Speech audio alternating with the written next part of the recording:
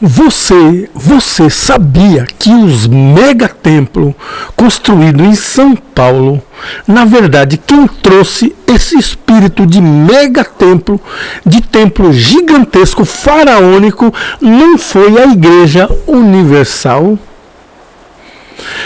Quem trouxe a ideia de megatemplo, templo faraônico, foi exatamente essa igreja aqui, Congregação Cristã no Brasil. Esse mega templo aí fica na rua Visconde de Parnaíba e foi inaugurado em 1954, suportando 10 a 12 mil pessoas em 1954. Nesta época, São Paulo tinha pouco mais de 2 milhões de habitantes. E eles fizeram esse mega templo aí.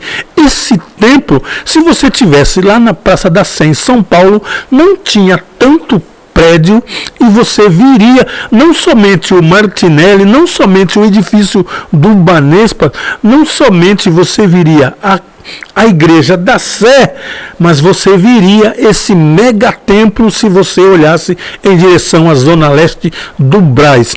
Se você tivesse no Ipiranga, ali no alto do Ipiranga, e olhasse lá para Moca, isso aí era a tua visão, esse mega templo.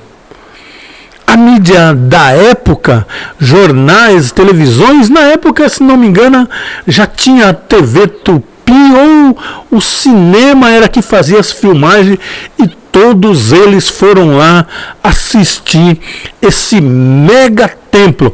Então, quando você olhar para esse templo ali na Celso Garcia, de maneira, e você fala assim, olha, o templo de Salomão, um templo faraônico, a Igreja Universal? Não.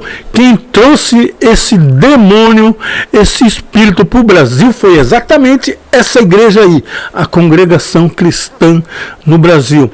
E naquela época, em 54, eles receberam todos os jornais, pode folhear os jornais dessa data que vocês vão ver, pode folhear as televisões da época, guardavam tudo, então está tudo lá filmado. Fizeram filmagem dentro da igreja, entrevistaram os membros da igreja, todos ali. Depois eles mudaram, dizendo aos membros que não podia tirar fotografia, porque naquela época, para ter uma máquina de filmar, tinha que ser bilionário. Só as televisões é que poderiam ter. Então os membros eram aquelas de fotografia, não podia nem tirar uma foto. Mas foi a congregação, essa daí fica na rua Visconde de Parnaíba, 1700 e alguma coisa, e fica esse templo lá. Ele foi inaugurado em 1954. Pensa na obra faraônica. Dependendo de você tivesse onde que é hoje lá o, como é que chama? Complexo Viário Maria Maluf, você via esse templo aí. Se você estivesse no alto do Ipiranga, você via esse templo aí. Se você estivesse na Praça da Sé, se estivesse lá no edifício Martinelli, no chão eu estou dizendo, se você estivesse ali no viaduto Santa Efigênia, essa era a tua visão ali. São Paulo tinha pouco mais de 2 milhões de habitantes, mas fizeram esse mega templo aí. Então, quando alguém olhar para a Igreja Universal e outras igrejas e falar assim, olha, é o demônio, é o fim do mundo, esse mega templo, pois é, esse mega templo aí foi inaugurado em 1954. Mas vamos ouvir um pouco da reportagem aí. Aí, ó. Olha, 1954, isso aí. Tem um filminho aqui, ó. Esse filminho eu tirei as músicas de fundo para não cobrar direitos, né? Mas olha aí.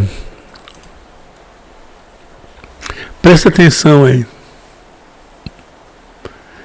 Isso aí foi feito em 1954. Quem filmou isso aí? A televisão da época, ou Na época tinha muita filmagem no cinema, se ia lá para filmar. Aí, o João, um dos fundadores, e pasmem, o fundador dessa igreja, o Franciscão, era contra construir uma central, centralizar. Ele era 100% contra. Ele era a favor que cada igreja no seu bairro fosse individual, como ele fez lá nos Estados Unidos. As igrejas não eram atreladas, são todas congregações desvinculadas, cada uma toma conta de si, como hoje é a maioria das igrejas batistas tradicionais e as presbiterianas tradicionais e adventistas tradicionais, eu estou dizendo. Porque alguma já se desgarrou também e está doida para fazer um Vaticano. Então, esse mega templo aí virou um Vaticano. Porque dali é que sai as ordens para todas as outras igrejas, não interessando se aquela irmandade concorda ou não. Mas a ordem do fundador, a ideia do fundador não foi essa. É que todas as igrejas seriam individuais. Fosse uma igreja individuais. Na cabeça dele, ele já imaginava que se a igreja virasse um Vaticano, ia monopolizar a política e ia jogar a política dentro da igreja, ou seja, a igreja se corromperia. E não é o que nós estamos vendo hoje. Até na congregação nós estamos vendo isso hoje. As outras, como a Assembleia, não vou nem falar, porque isso aí é uma vergonha, como diz o Boris Casoy. Mas bora lá com esse negócio aqui, ó. Olha aí, aqui tá os membros lá, os fundadores, não me interessa isso. Agora eu peguei um trecho de um filme de São Paulo. Filme de São Paulo, para vocês verem como era São Paulo na época em que a congregação cristã inaugurou esse mega templo para 12 mil pessoas em 1954. Presta atenção aí para você e veja como era São Paulo. E aí você nunca mais vai dizer que a Universal é faraônica, porque aquela ali foi maior. Hoje não é mais, porque hoje não é mais, mas já foi. Olha aqui. Em todas as direções, para os lados e para o alto. Arranha-céus, novas avenidas, bairros novos. Cresce também em massa humana. Com pouco mais de 1 milhão de habitantes em 1940, aproxima-se hoje dos 2,5 milhões. Acontece, porém, que na marcha vertiginosa de seu crescimento, há dramas que não se podem ocultar. E entre esses, Santa Efigênia ali, tu conhece ali? Transporte em São Paulo. São Paulo é o ponto de convergência de estrangeiros de todos os países, de brasileiros de todos os estados. Esperança dos que vêm do Nordeste, tangidos pelas secas. Milhares de sertanejos. Agora, olha aí como é que era São Paulo. Aí, ó. Olha como as pessoas viajavam. Era pau de arara, olha lá. Sem conforto algum. Um transporte primário E essa igreja, Congregação Cristã no Brasil, nessa época, inaugurou esse templo. Alguém deveria fazer essa pergunta. Quanto foi gasto? pelas estradas, como está sendo utilizado também como meio de transporte urbano. Milhares de trabalhadores valem-se hoje destes caminhões para descer dos bairros aos escritórios e às fábricas, cruzando ruas e avenidas. Nota dissonante na paisagem de uma grande cidade que se orgulha do seu Olha o Banespão aqui atrás. Que não para nunca e se movimenta para construir a grandeza de São Paulo, cria problemas sociais e urbanos, e o seu crescimento agrava especialmente os problemas de trânsito. Eu estou mostrando esse passeio aqui em São Paulo para mostrar para vocês que a igreja fez esse templo faraônico aqui, ó, em 1954 foi inaugurado. Se não me engano, começou em 49. Se você for lá hoje fazer uma visita, você vai ver que a obra é astronômica. Muito parecido com teatros, acho que tem um igualzinho na África do Sul e um, se não me engano, na França e outro nos Estados Unidos, exatamente com esse mesmo desenho, essas obras faraônicas.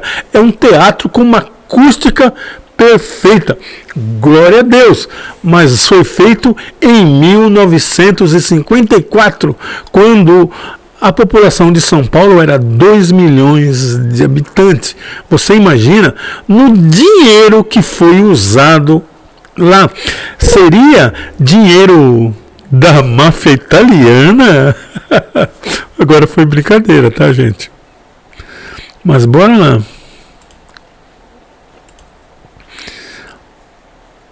Alguém conhece isso daqui, né? É o viaduto Santa Efigênia, lá no fundo, olha lá. Sendo utilizado também como meio de transporte urbano. Milhares de trabalhadores valem-se hoje destes caminhões para descer dos bairros aos escritórios e às fábricas, cruzando ruas e avenidas. Nota dissonante na paisagem de uma grande cidade que se aos Banespo de Santo André, lá no fundo. Nunca se movimenta para construir a grandeza de São Paulo, cria programas sociais e urbanos, e o seu crescimento agrava especialmente os problemas de trânsito e de transporte coletivo. Então, eu fiz esse vídeo aí para mostrar isso aí. Quem não tem essa de igreja A, B ou C, não tem igreja universal. A igreja universal fez um tempo faraônico? Fez. Mas ela fez isso aí em quando? 2003, 2000 né? Ela fez nessa época, numa época diferente. Esse da congregação aqui foi feito em 1954. Essa obra aí daria para ver de vários lugares da cidade de São Paulo. É que o Brás ali, aquela região onde ela está, não é uma região alta. Mas se fosse uma região mais alta, como hoje ali onde é o centro do Brás Comercial, que é bem mais alto, essa igreja aí daria para ser vista até no bairro, até em São Bernardo do Campo você viria. Então não tem essa.